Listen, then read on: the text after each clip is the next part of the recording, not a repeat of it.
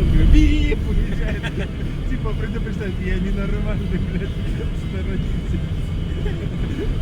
Так это, я впенил над ним, говорю, как он там ездит. Говорю, этот, фильм, говорю, снимали, говорю, малыш на драйве, говорю, видел? Он такой, да.